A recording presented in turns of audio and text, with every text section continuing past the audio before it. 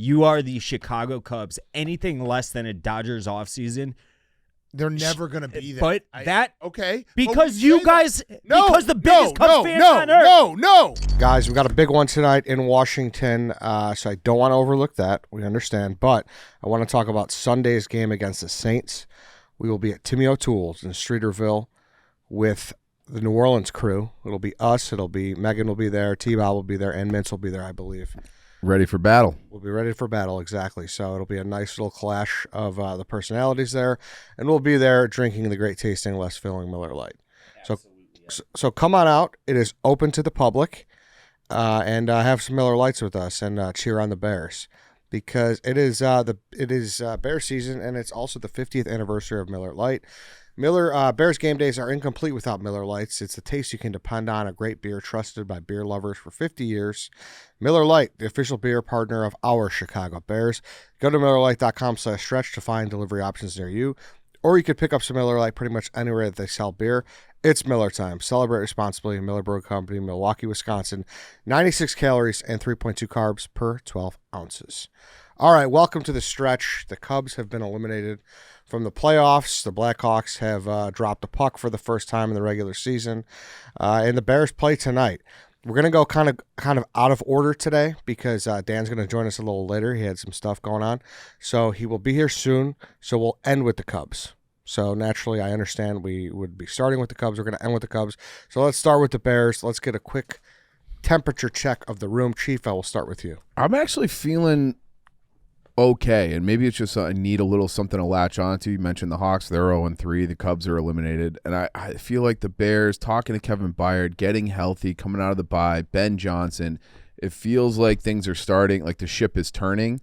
This would be a great place to kind of stamp on the season that the Bears are going to stick around and be a competitive team for the long haul. I'm not saying like necessarily playoffs or anything like that, but it's like this is kind of, to me, this is a benchmark game, and I feel pretty good about it. Dave, you have said this is a must-win. Do you still feel that way? Yeah, and there's obviously a version of this game where the Bears lose and Caleb lights it up, and the offensive line looks good with a new left tackle, and they run the ball well and still lose, and we're like, okay, that was a palatable loss, but if you are calling the win against the Raiders 2 weeks ago now a must-win, which both the not a must-win, a culture win, which both the defensive leader Kevin Byard told us and the head coach said in his postgame, then I don't see how this also isn't a must-win game in terms of how it would be a culture setter. It would be a culture setter. You win on the road. You avenge last year's loss with a dog shit, stupid,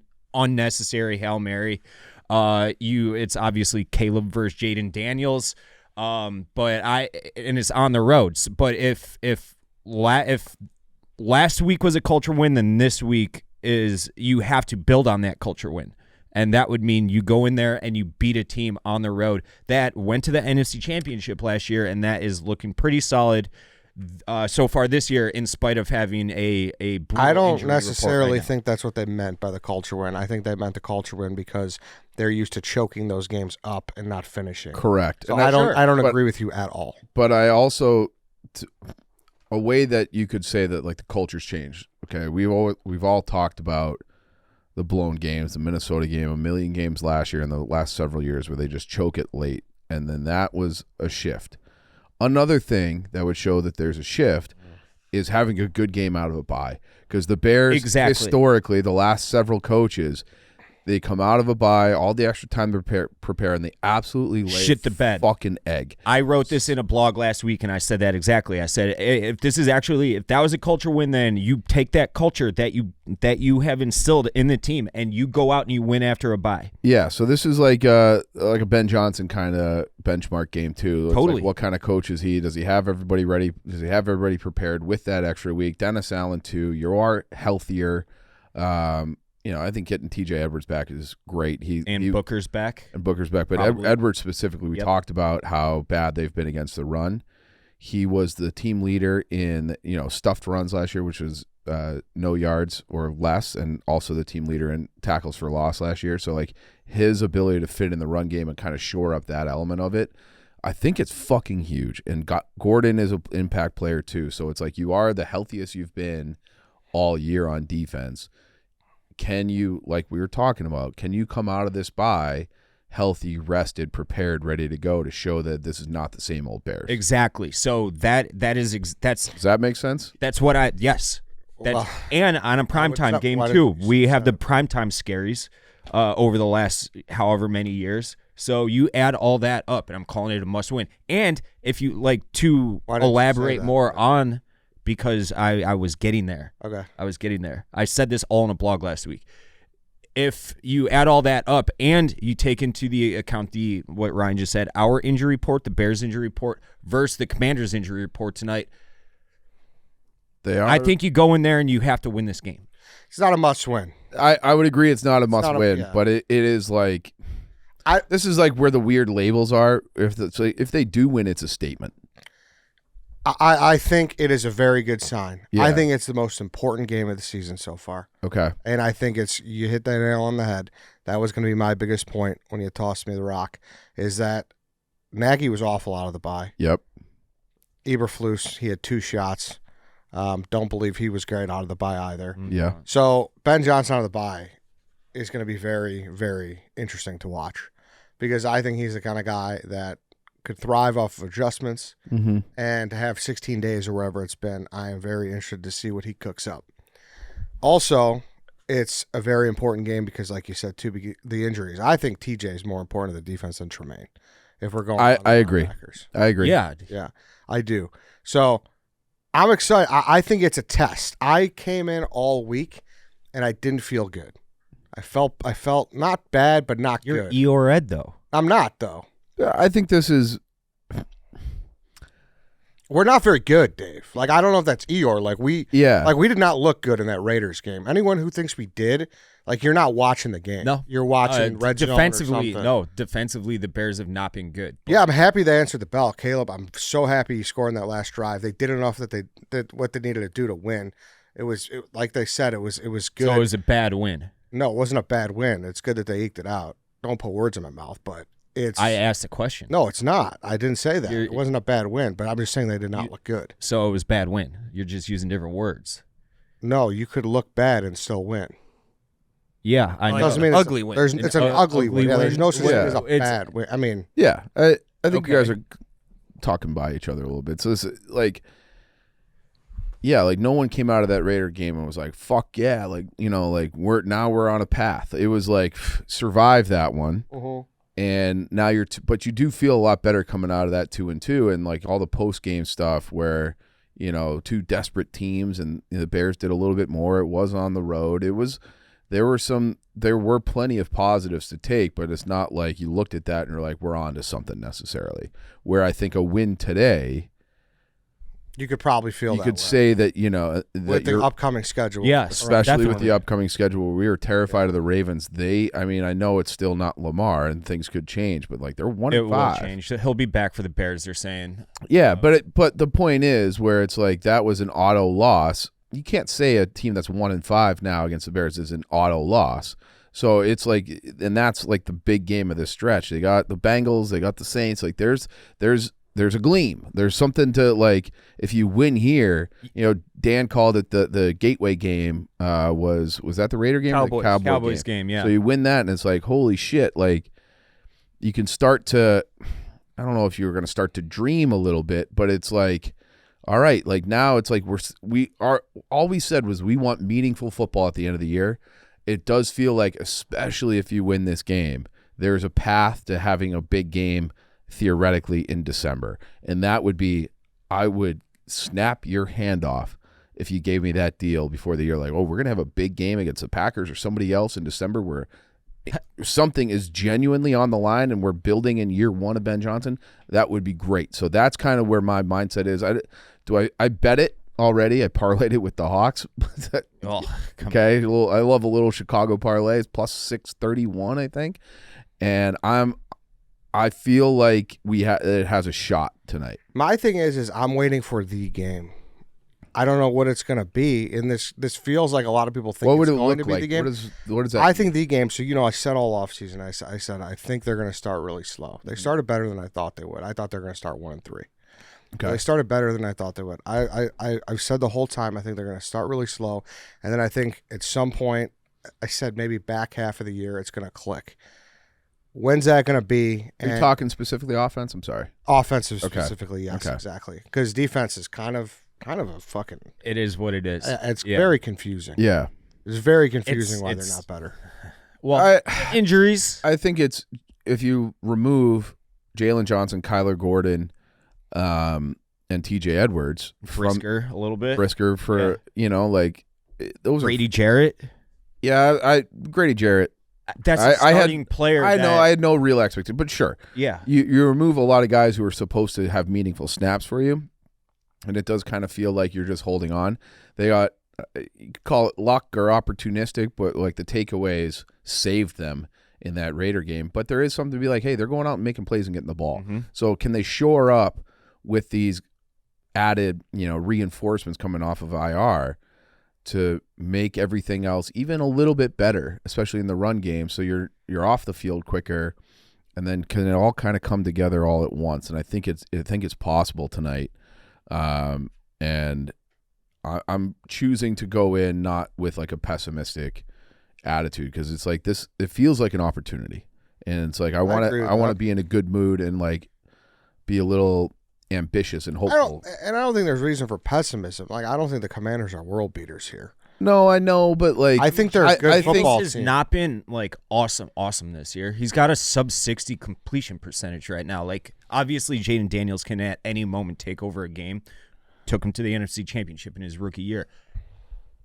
I think the difference between it being there's pessimism, there's wait and see, and then there's optimism. I'm like a little bit above wait and see, I guess, and I feel like you're kind of in wait and see mode. Is that fair? Yeah. I'm in wait and see mode, and I'm expecting that turn of the corner to happen. To be clear, I'm just trying to figure out when it'll happen. So you don't think it's going to be tonight then? I don't think it'll be tonight. If they lose 31-28, will you be, If they lose 31-28 and Caleb looks awesome, yeah. Be like, I would assume with 28 points, the offense is looking pretty good. Yeah, I mean, but it's going to be hard not to get caught into, am I feeling this way because it's prime time? Am I feeling this way because it's against Jaden? Am I feeling this way because the Red Wedding happened there last season? So I guess you really have to assess that after. But yeah, I think Caleb looking awesome, and we get to the point where it's undoubted that Caleb was really good. That's the corner I'm waiting for, because I do think that corner is happening at some point. At one point. Yes. So we're in. Have you guys seen that stat that's been floating around the last week or so about the Bears and Commanders quarterbacks? That I think this is the first time since 1997 where they played consecutive games where both teams had the same starting quarterback. Like, that's fucking crazy. And then you go through the list, and it's like they go around. Taylor Heineke, Jason Campbell for the Bears. It's absurd how like these teams kind of have been stuck in the same mode for the last 25 years with each other. Just like perpetually, like just sort of okay, and then some horrible years too. Yeah, it's wild. I got a question for you. So I think it's kind of easy to break down any NFL season in terms of quarters, right? So 4 games, obviously 17 games now, but just call it 4 games per quarter. What is your expectation out of this quarter, these next 4 games? Don't look at the schedule. Don't look at the. Well, you have to look at the schedule. Yeah, I mean, that matters. Your opponent matters. Yeah. Obviously. Okay, so tonight's Commanders, next week's Saints, then Ravens, then Bengals. Are you saying from a win-loss perspective? Yes, or win-loss. That's it, win-loss. Saints are playing harder than people realize, I think. And I think Spencer Rattler has looked a little better. With that said, I do expect to beat them. It's at home. You should. Yeah, you should win that game for sure. But it feels like the Bears are playing the Saints in some weird-ass games. I remember the overtime game. Then there was the Zach Miller, almost died game. Yeah. They played some weird games against them. I expect to win that game. I think the Ravens are desperate, so I don't really expect to win that game. I don't either. But if it's one of those things, if they drop next week, do they just like fuck this whole year? Phone it in, just we're punt on the season. 1-6, and you catch them kind of at the right time, sort of thing. That's possible. But I think 2-2 out of these next 4. If you're sitting here 4-4, and you've beaten the Saints and the Bengals, Yeah, Bengals is interesting now, right? Because Why? Because Flacco? Yeah. Like That's what I'm saying. Way better than Brown. Oh yeah, but he's also Browning is. I like him. He was fun at Washington. He is not an NFL quarterback. That's a game just circling for our D line because if we can't get pressure against the Flacco statue and their offensive line so bad, then we got some serious problems. The Bengals have also lost 4 straight, and you could say a lot of it's quarterback play, but they're giving up a shit ton of points too. So. And then their next couple are before the Bears are Pittsburgh and the Jets, both at home. They have 3 straight home games: Pittsburgh, Jets, Bears. And the Bears have that. To me is like if you don't win that game, you can flush it this season. I think I got to win the Giants game too. That too, but we're only talking about the next 4. Oh, so I was including Commanders. Sorry, I was keeping that in the first quarter. Yeah, okay. Yeah, but I don't. The reason why I was a little hostile early days because the must-win thing kind of makes me not mad, but that makes it seem like if Caleb doesn't look perfect, then everyone's gonna say he sucks again, and we're gonna go back to I'm okay. That's my concern. I'll amend the must win because I think the sun will come up if I don't want to look like absolute shit, but I think the Commanders are really good. They went to the conference. Yeah, the Commanders are a good football team. They got a good quarterback. Obviously, there's a little mini rivalry of brew between the two quarterbacks, whether they say it or not. I don't think they have a rivalry, but it is like there's going to be comparisons for the rest of their careers. Yeah, and Eddie was saying that last week about Drake May too, or 2 weeks ago. And well, I don't know if I don't know. He's looked good, but my point is, if you're calling last week a culture win, then this week you have to build on that culture win and come out and exercise the boogeymen that are playing in prime time. Winning after a bye week where you have an extra week to prepare for one singular opponent. Winning 2 games in a row, one of them being on the road. I think that you last week or 2 weeks ago now would have all just been lip service and coach speak and media speak and fan base speak if you don't come out here. And I say must win. It's absolutely must look the part. Must look the part. Like no pre-snap penalty, limited pre-snap penalties. I can be with that. Quality special teams play, which we have not seen great special teams play this year, aside from Cairo Santos, who's been solid. I can be with that. And shit like that. But I'm putting the label must win on it because I would say it's 90% must win, but if you want to use different descriptors, but just look the fucking part tonight. Come out there and be like, holy shit, that's a really good football team that I wouldn't want to play 5 weeks from now because they're starting to figure this thing out, Yeah, I want to look like a tough football team too, where it's like you don't beat yourselves. Everything's kind of. That's what I'm saying. Yeah, and I want to see guys. I want to see Cole rebound too. Like he had a horrible game last time out, so it's like there's certain things that like you're looking for tonight coming out of the bye where you're prepared and rested and healthy, and it's a big spot. So like that's. I don't know. I feel like I'm being pretty measured, but I'm excited for this game tonight. I was giddy all day yesterday for the game. Oh yeah, I am so excited for tonight. It's okay to be measured. I think you're spot on. Yeah, I think you're spot on.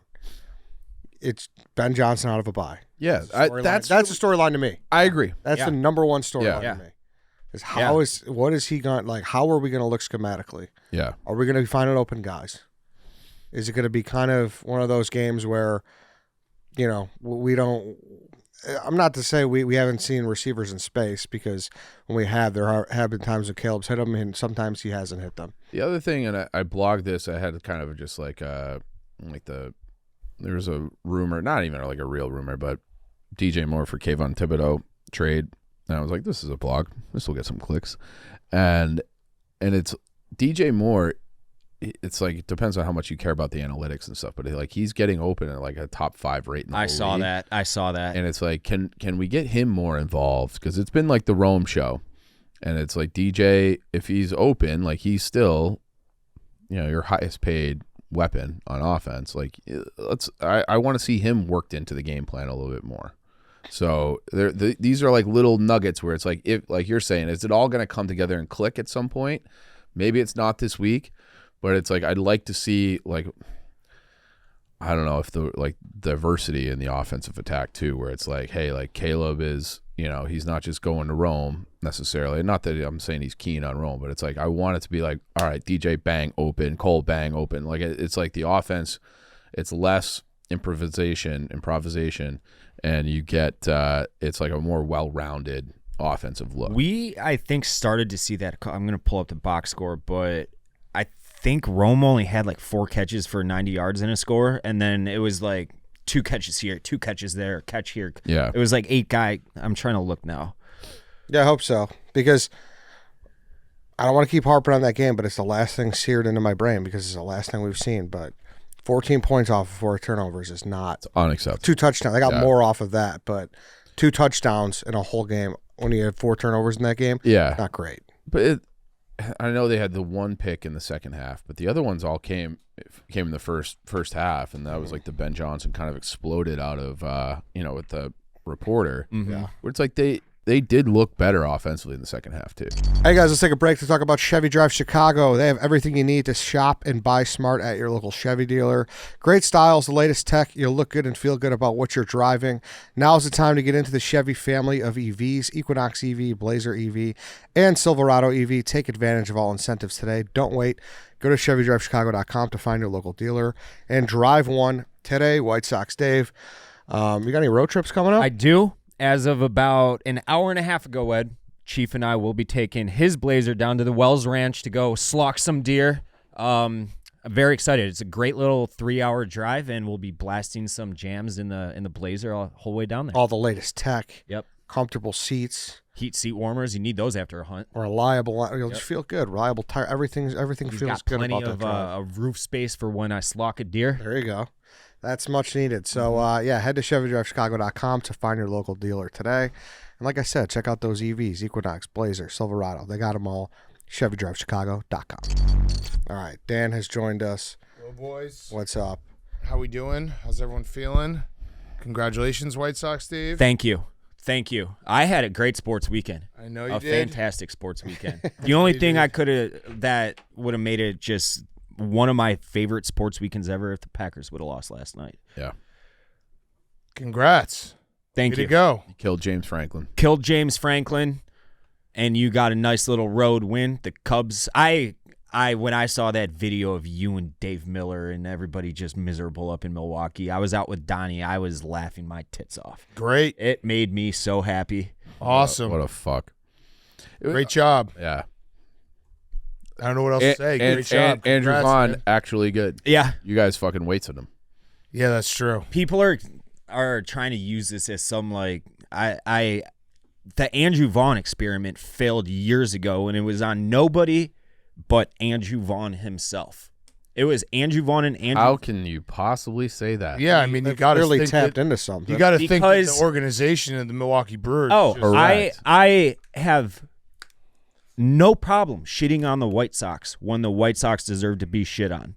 The White Sox gave Andrew Vaughn every single opportunity to be what he turned into in the second half of this past maybe season. they didn't coach him. Yeah, they have a loser culture. Or so maybe he behaved was- like a loser. Maybe he was just a bad teammate and lazy. And Well, leadership starts from the top. yeah, Correct. that's not on him though. Sure. Of course it is. That how about that's- accountability? it's on the whole How about organization. accountability Yeah, for but being there- a dog You shit? gotta, No. you got to things. sometimes learn how to coach a guy. Yeah. Okay. Well, Two things can be true at the same time, Dave. I The Brewers do not- are getting a lot out You of guys a guy are that you trying got to throw the nothing ball. out of. It's not working. No, I think this he is not is. throwing the ball. I think that's a valid criticism Yeah. of the White Sox. The White Sox should be shit on for 99. This is not one of them. Andrew Vaughn. What'd you get for Andrew Vaughn? Aaron Savale? Thank you even more. He sucked for you guys. That's not true. He actually pitched a Yeah, he pretty actually did. important He pitched a very game, well in 2 or 1. in the playoffs. Yeah, had he like the mopped 3 up or a lot of 4. innings. Yeah, So, yeah. yeah. He was important to get us Game 5. But yeah, it sucked. Saturday it sucked. I would do it again. I would go. It was good vibes going up. It was. It was fun trying to go capture a road win with the boys. And yeah, it sucked. I don't know what else to say. I mean, we There was one good moment. yeah, the game was just slow torture, and it's Kyle Tucker was traded for the moment that he was put in. 2 on, nobody out, 3-1 count, middle fastball, fouled it off, then struck out. Yep. And we got nothing out of that inning. And he came up small in a big spot. He's not going to be on the team next year. Nope. I don't know where you stop looking at me, Dave. You're pissing me off. Because this is where I want to talk to Chief and Eddie. I was trying to explain it on PMT. It's like a mix of I'm mad because once you get in the dance, you're like, and you're one game away from going to the NLCS, you're like, this team, could do it. I do think they overachieved this year. I think that it's going to be a lot of how I feel about this year is going to be based on what the Ricketts do in the offseason.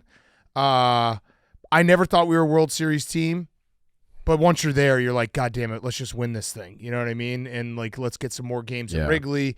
And that's the disappointing part. But yeah, it was like overall, it's hard to look at this team and be like, man, they fell short somehow. You know what I mean? Yeah, but it's baseball. that's an The best issue team, to the me. best team doesn't always win. So Right. that's why we had hope. Well, I mean, the Brewers were a better team than us. Yeah, They were a better team than us all year. They won the series, but you got a few out. Right. And the best team doesn't always have to win. Right. A lot of times it's So once you get different into odds. it, yeah, you're like, hey, we have a chance. We can just go on a run here. So, but I do think this team overall, like if you had asked us in the spring, if you got to Game 5 at NLDS, I'd be like, that's better than I thought. And like PCA hit 30 home runs, and Seiya had a great year, and Michael Busch became a breakout star. It just, it sucks to be in it and then lose that way where it was just painful to watch. It felt like they were one middle of the order bat and one big arm away. Well, the middle of the order bat is Kyle Tucker. If he doesn't get hurt, and like that was the moment that you set it up basically for everything that you did with Kyle Tucker was for that sixth inning, and he failed. Yeah. And we talked a lot about when do you start to get nervous in a postseason game, and I think I was like sixth. Like the sixth is where I started to feel. I was nervous the minute it was 2-1 because I was like, I don't know where we're getting another run from. Because the sixth came, and I was no longer nervous. I was like, I think we're fucked. Yeah. Yeah. Yeah, I mean, 7th, 8th, 9 was nothing. Yeah. And I said it to I don't know if I said it to you, Eddie. I said it to Sylvie, though, that they were just a little off all night. It started with the first inning when PCA was so jacked up that he basically stole a ball from Happ. It was hit like almost directly left field, and he came over and called him off, and Happ kind of yelled at him after that.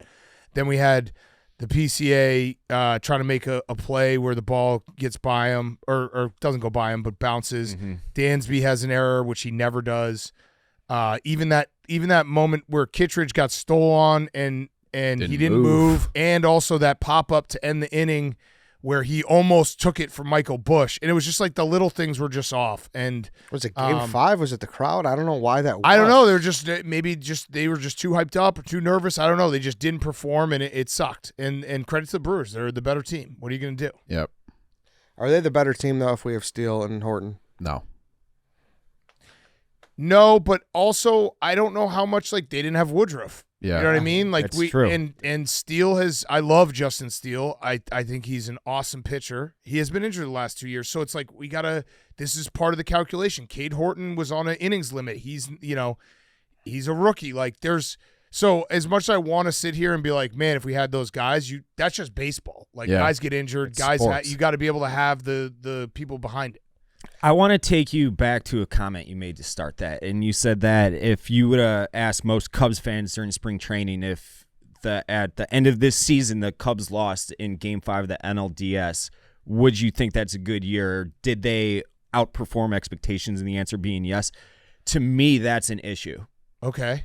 And it's not by fault of you guys. If Cubs fans weren't entering this season thinking this team can win the World Series, that's an issue to me. I know and that is a reflection of the organization and something that Cubs fans should not feel any given year. Of course, there's the ancillary years where, you have to blow it up and rebuild like in 2018 or 19 or 20 I or disagree whatever. with that because this year was the end of the rebuild.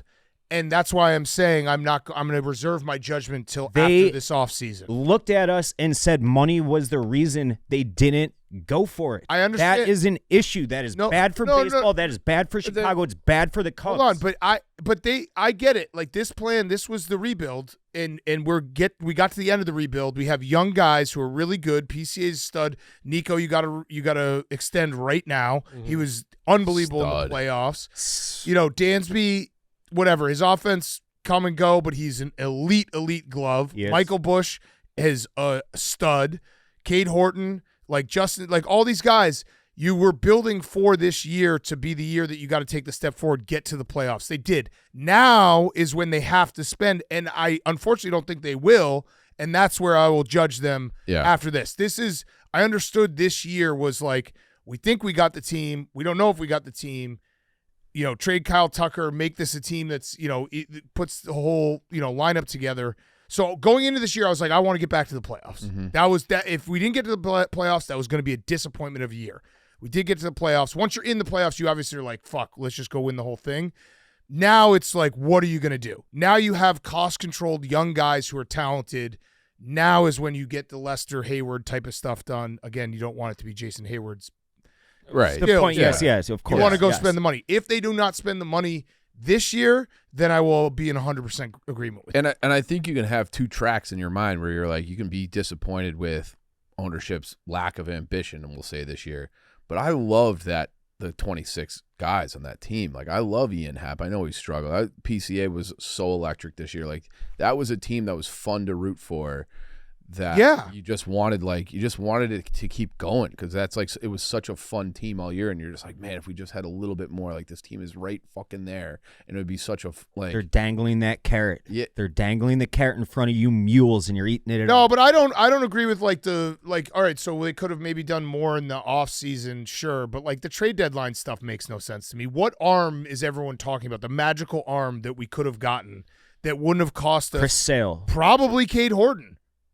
We probably would have had, because remember, Cade Horton became the rookie of the year in the second half. He was unhittable. He was awesome. So you probably would have had to trade someone of Cade Horton's, caliber. I would rather. Those blue chip prospects aren't really dealt anymore, though. But who? The last top 10 prospect to be traded, you know who it was? And fact check me on this. It was, I told you. But they did with Cam Smith. It was Eloy Jimenez to the Cubs in the Cam Newton, Jose Quintana trade.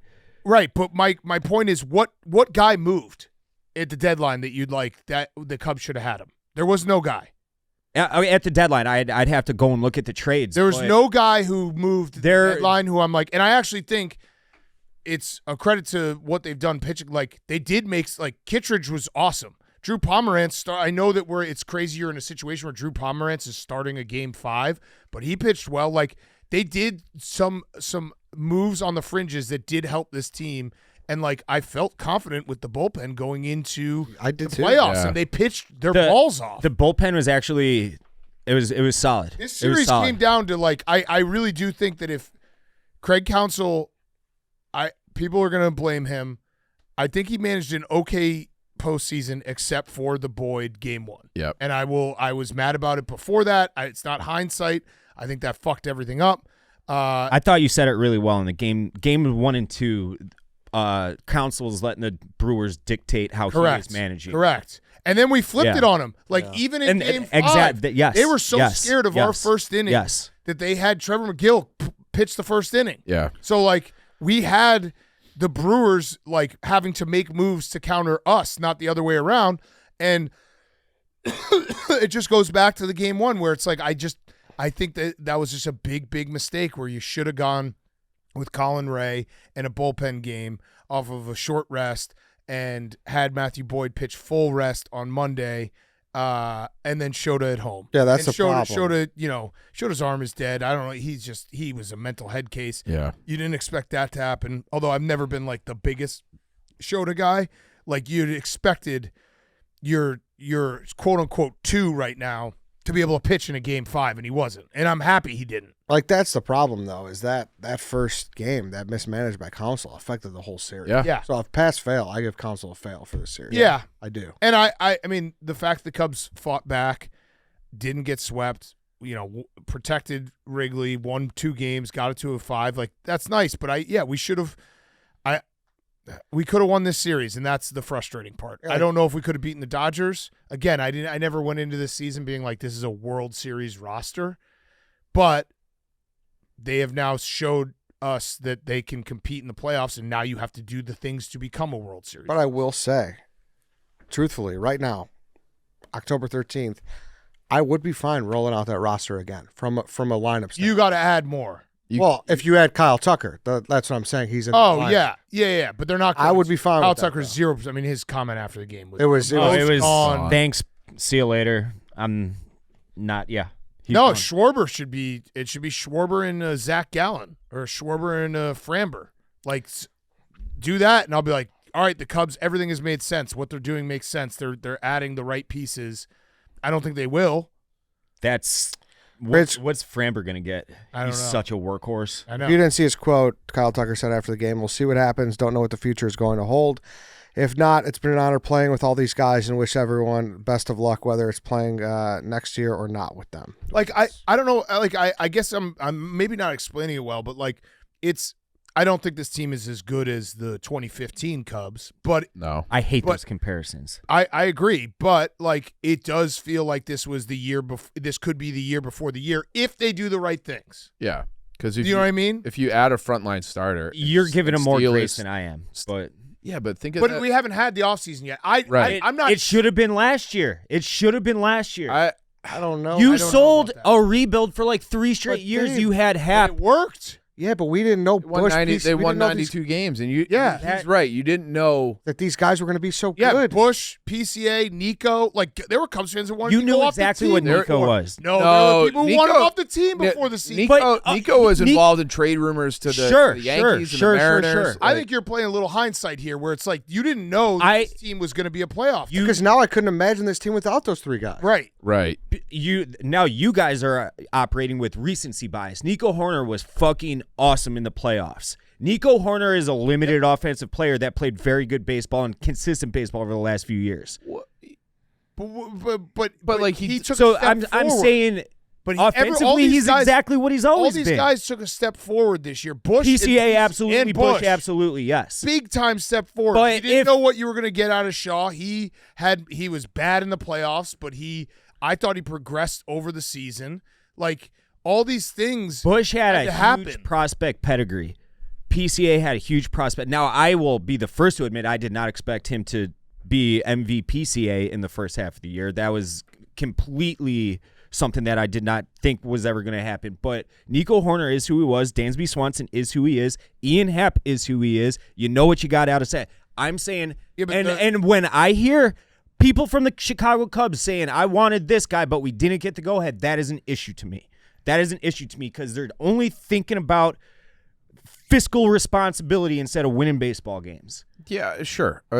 If you wanted to upgrade third base, there was an option there with Bregman. I wish they did. They that. could have gotten more creative and added another starting pitcher. There's ways to do it without trading Owen Casey but or to 6-1 WAR this year.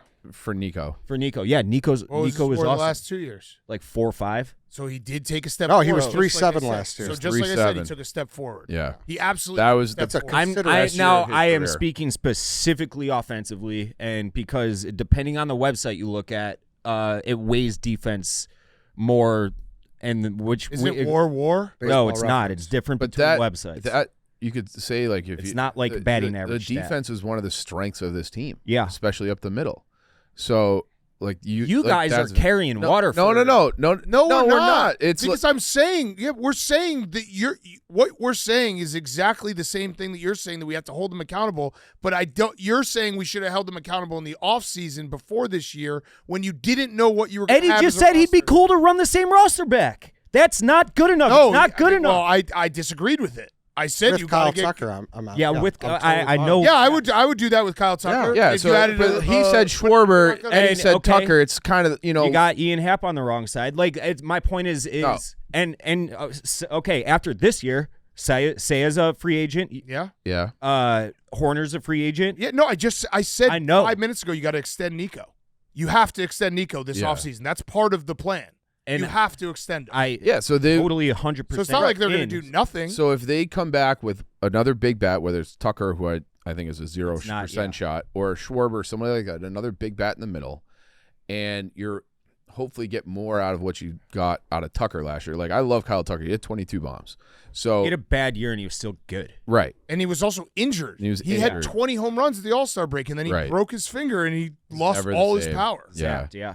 So, but if you do that, where you replace that production or upgrade it in theory, because Schwarber, let's say Schwarber hits 40 as a DH, okay, you have another good year. you add another frontline starter, you get Steele back, you get Horton back, and all of a sudden that's your 1-2-3. You're not worried about who we pitch game one. It's got to be Amaya. Shota, Amaya. Ballesteros is ready. Yep. Yeah. So like I think that Dan is right about this. This is the year now. The window could have been a lot bigger. But you're making my point is you're making assumptions that we didn't have in March. You're assuming that they should have done things that we didn't know were to be facts in March, which is Michael Bush, PCA, Nico taking a step forward, Cade Horton being unbelievable, Matthew Shaw Boyd. being okay, Matthew Boyd. Like all of these things we did not know and were big question marks going into this year. So I'm not going to criticize them for not going all in on a bunch of question marks. Now, this year, this is me playing devil's advocate right here. Absolutely. Since you didn't know what those guys were, I thought I had a better idea of what they were. You didn't know PCA was going to get 30 bombs. Of course I didn't know that, but go to the playoffs so in NLDS? Based on not knowing that and if I'm a GM, I'm expecting my roster to have the absolute worst possible outcome and that I constantly need to improve it. So based on that, not knowing who all these players that we're listing off are for this season moving forward, don't you think they should have hedged their bets a little more then? Being like, hey, we have a flawed roster. Let's go get the best player available and plug him at a position that we need to improve on. Let's do that and then see. So who would we have had? I'm just the only XYZ player. The only XYZ player is at third base. Like you could say, like, and we said these should have signed Bregman. Right. That was like, or they evaluated correctly and they. We felt good said about at the these time they should have signed Bregman. So who's this mythical player that we didn't get? Okay, so if you that screwed the Cubs? We'll use Bregman as the example, which we criticized. Okay, so that means that you got an extra trade chip in Michael Bush, does it not? What do you mean? What? Or what? Who's playing first base then? If you have who's playing third base for the Cubs right now? Shaw. I'm sorry, Shaw. So you have an extra trade chip with Matt Shaw, right? Yeah. If you sign the established player. But we agree, and we've all seen, but we don't disagree. We just said this conversation started with saying that third base was the only position. Okay, and I'm saying that you guys are saying that. Yes. How they operated last year was I think it was completely unacceptable. Okay. That's where the disagreement. So unacceptable. Yeah, I was gonna let that slide. I'm not. I'm gonna start. Hey, you know what? I'm gonna start every time you fuck a word. Okay. Yes. Yeah. So you're right, because then maybe at the deadline you have Matt Shaw there as your top prospect, and you're like, all right, we can give up one of these three guys. We can give up Shaw because we know we have Bregman for 2 after this. That's what you're saying, correct? Yes, but we've already all said that. We do wish they did that. Yeah. So now, at the time, right? Signed Bregman. But like you're saying, like I'm saying, last year was the time to push chips into the pot. But you guys are saying that I think there's an argument where that could be like. So that's the difference. PCA was good at the end of last year, right? But he was horrible for the majority. So it's like, which guy is he? So if he's not what he became this year, all-star, MVP for a long stretch of the year, 30 home runs, 30 stolen bases, Gold Glove defense. If he's just like more like he was last year where you don't know what he is, then that changes the entire equation. You can't go out and get 5 new guys, and you also don't want to because you want to find out what PCA is. Yeah, Dave, well, I'm trying. I see what you're trying to say more. The Cubs kind of won their bet.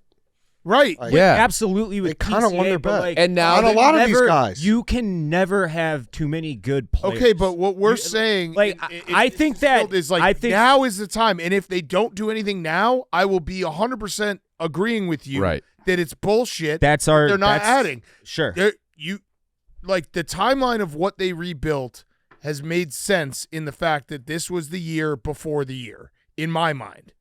And that's where we disagree. Yeah, I didn't think in March that we were one player away from being the best. I think that the Chicago Cubs, considering what my eyes show me when I walk into Wrigleyville and I see all the swarms of people, you got your own successful RSN. You are the Chicago Cubs. Anything less than a Dodgers offseason, they're never going to be that. But okay. Because you guys, because the biggest Cubs fans on earth. No.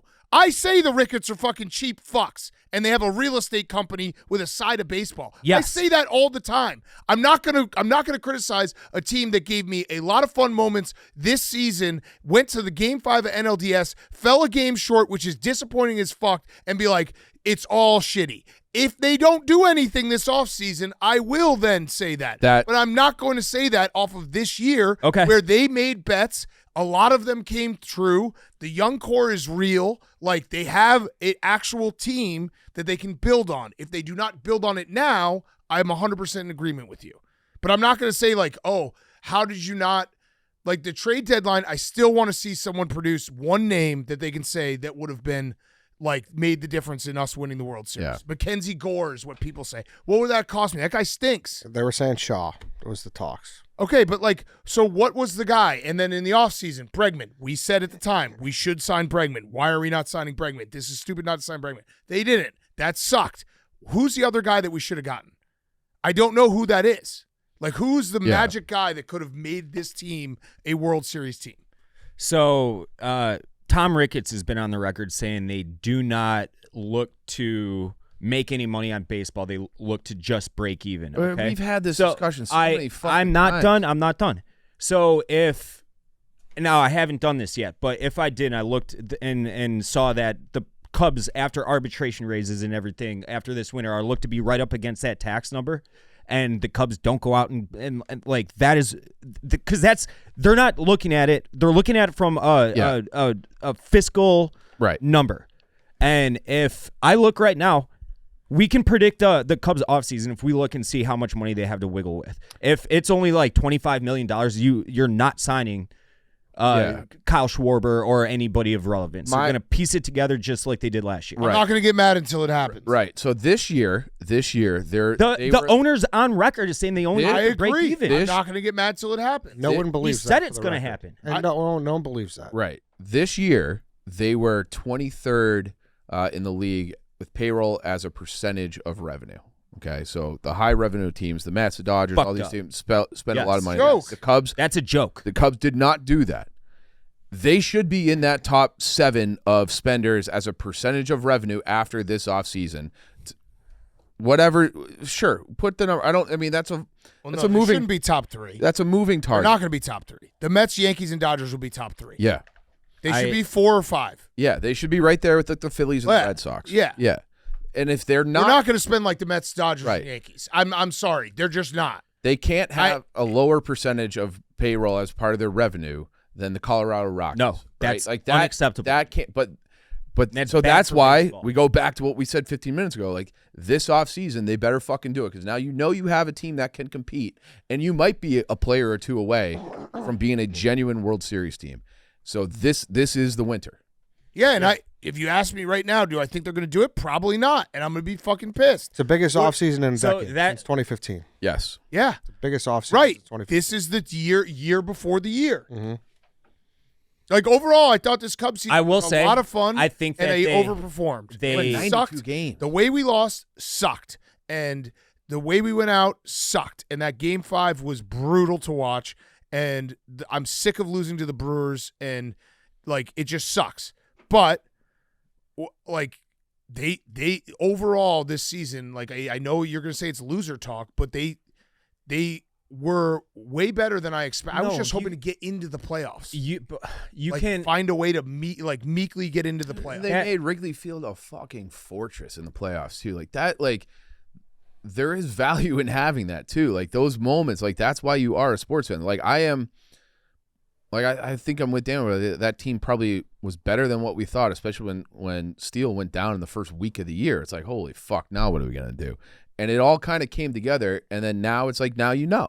Now you have to go spend, and you have to be in that top 7 of payroll with the Phillies and the Yankees or Phillies and the Red Sox in that category of spending. So, like, we kind of agree. We do. Yeah. There's disagreements in the agreement. You're just mad about when it happened. I'm looking at it. I'm taking my fandom away from this. I'm looking at this strictly from being a baseball first fan. I think you're not. You are biased. Of course I'm Yeah. biased, but You've if had- I'm biased, I don't want the Cubs to do shit this year. I think Right. that if they No, don't, but- that angers me that they don't because it enables other organizations to do Right. this. That's your bias. That's my your, bias. Your bias is because my owner never spends for shit and we always suck no matter what. I get mad when other teams don't do it too because I want them to force my team to have to. I just yes, for me it's yes. like, That it's also, why is that a bad thing? I'm not saying it's there's bad, more- but it is biased. There's more than enough time to That's trash. not bias. But there's more than enough time to trash the Ricketts. We have an entire offseason. Yeah. I was hoping we were going to talk about the 2025 Cubs, which was a fun team to watch, and I'm disappointed how it went down, but I'm very bullish on the future. Like, I thought that this team showed they have a lot of young guys that popped, and I'm excited for this team going forward. I have enough time to get mad at Ricketts when free agency starts and we sit on our hands. That's going to happen. Yeah, and I stand by it. 2 days removed. I like our guys. Yeah. I do. Yeah. I really like our guys. I don't know who's you don't gonna like be- them enough though. I don't think Cubs. I don't. I mean, listen. If somebody comes available, sure, I'm going to look at it. Like you'd be crazy not to. But as of right now, 1 through 9, I like this team. I do. How do you not like a team that won 92 No, games? it's yeah. very good core. Yeah. Very good core. But it's an arms race, and you see what other organizations are doing. You need to keep up with those organizations if the end goal is actually winning a championship. And I don't think the Cubs are doing that. And I don't think the Cubs have any excuse to not do that year over year. That's what I'm saying. Right, but they did it with Lesser. They did it with Hayward. So maybe they'll 10 do it. years ago. I understand. Yeah. But maybe they'll do it again if they like we're saying we'll judge them on this winner. If they were just like, hey, we're And therein content to lies be the a- difference. I'm Yeah. judging them based on the So, last but handful. what if they actually do go and get a couple guys, and then we just spent all this time just talking about? I'll something say irrelevant? I was wrong. okay. If I can look at the Cubs and be like, that team scares me because. But we're I just think they dealing in could win. hypotheticals right now, and again, you probably are like you're arguing a side that most likely will be true, but again, it's hypotheticals. Like, Sure. I don't know what's going to happen. Yeah, it's, No, none of us right. do.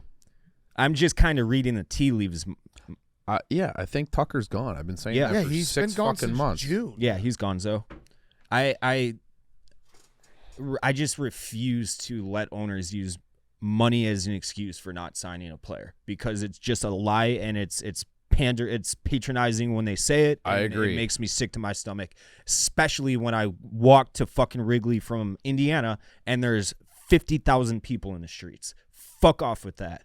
And they use COVID as literally every single person in the world was affected by COVID. I don't want to hear the billionaires crying about it. All right. Because Saturday was a hell of a trip. It was. All right, we're gonna recap. It was. It was. Eddie, are you still in the doghouse? We're working our way out. Okay. Yeah. Yeah, the fact that it was a loss too just was brutal. Yeah, but like you said, if I wasn't there, I would have got killed for it too. Yeah, and Then it's it also was like my I fault. like I This said, is like, how often does that opportunity happen? that's why I started this whole thing, and I texted the whole group after on Sunday. I was like, if we ever get back in that spot, I'm running it back with all you guys. Like, to have a chance to win a series on the road would have been so much fun, and Yeah. it would have been such an electric night, and I'd take that risk. Yes, it sucked when we sat in the parking lot for an hour and a half and didn't move, and we had White Boy Rick just blabbing about Indiana. But whatever, it was Getting fun with the absolutely boys. How many buckled on the How many way playoff games you guys make in these? That's these on series? us though, White Boy Rick. We should have let him Yeah, enjoy his win. yeah. I went to 6 out of the 8. 8.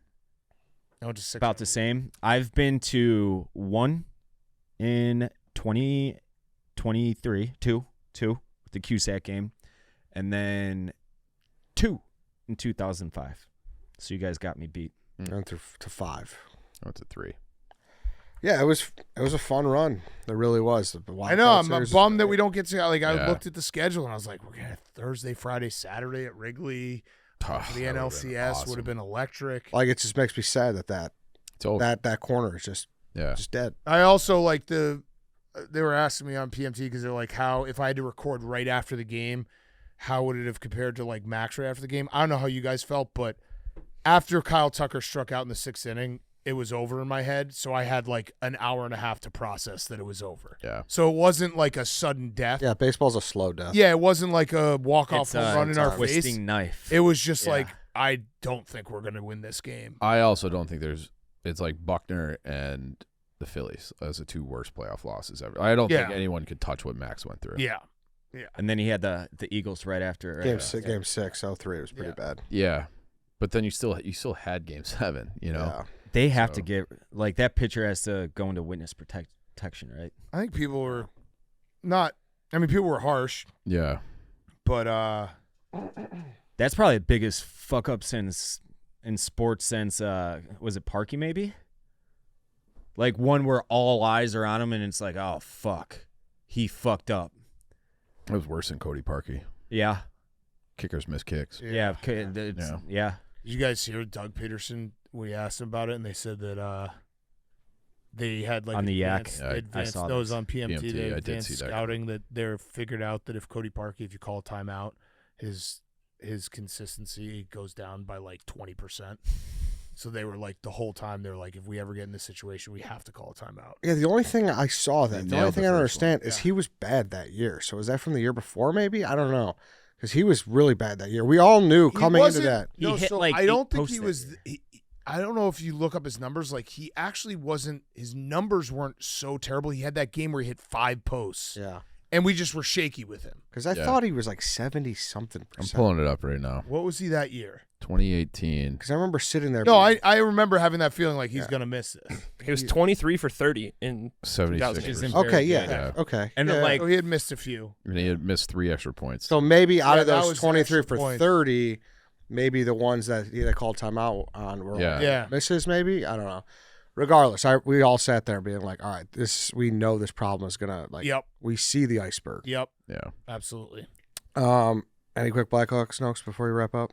They're looking much better. They play again tonight. What's the record? They're all no wins. It's like absolutely perfect. But it's not an embarrassment, and they seems to be like a little bit better culture. Bedard was feisty getting into it against the Bruins. There's a big hit in the game. I didn't see it live. Obviously, we were on the bus where Nazar got smoked, like head down center ice, and like immediately guys jumped in to fight, and it was like so like all right. It's like they have some like it seems like they have a better group, like a better culture, and they're playing better. It's like I think they're gonna win tonight actually against Utah, and they're not a good team, but they're it's kind of the theme of the show. This is like the year before the year. I think this is going to be a learning, growing year, and then next year. This is a year before the year before the year. I don't think they're ever going to get to the year, okay? But I think like next year they'll be like contending for the playoffs, and then you would hope that in year like what would that be 2027? Yeah. That they're like a genuine playoff team, and then the next summer is when Brady Tkachuk and McDavid are free agents, and that's when I hope that they'll still have money in the young core. 2030. Mm-hmm.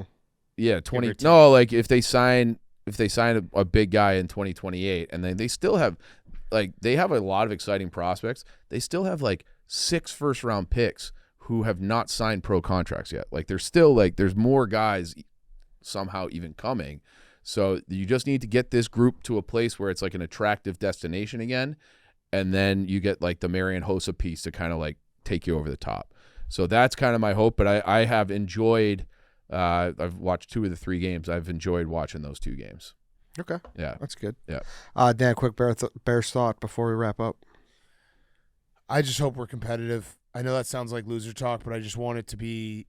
I think the defense is going to be in trouble tonight, and I think I'm expecting the offense to carry the game. And so it's like get us in a shootout, and keep it close.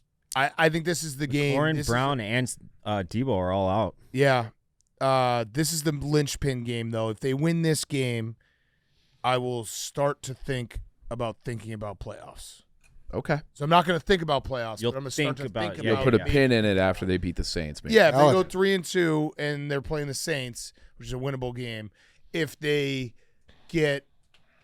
compete and it's a close game and it's like, a play here, play there, I will obviously be upset about a loss, but I'll be like, all right, the momentum's going forward. If we get toasted, it will be not great because it will be like shit.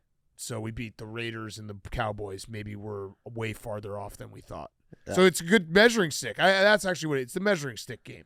This will be a measuring stick game to see where this team is at, if they are legitimately going to be challenging for a playoff spot later this year, or if it's like, hey, there's a lot more work to be done. Yeah, I said it's the most important game so far.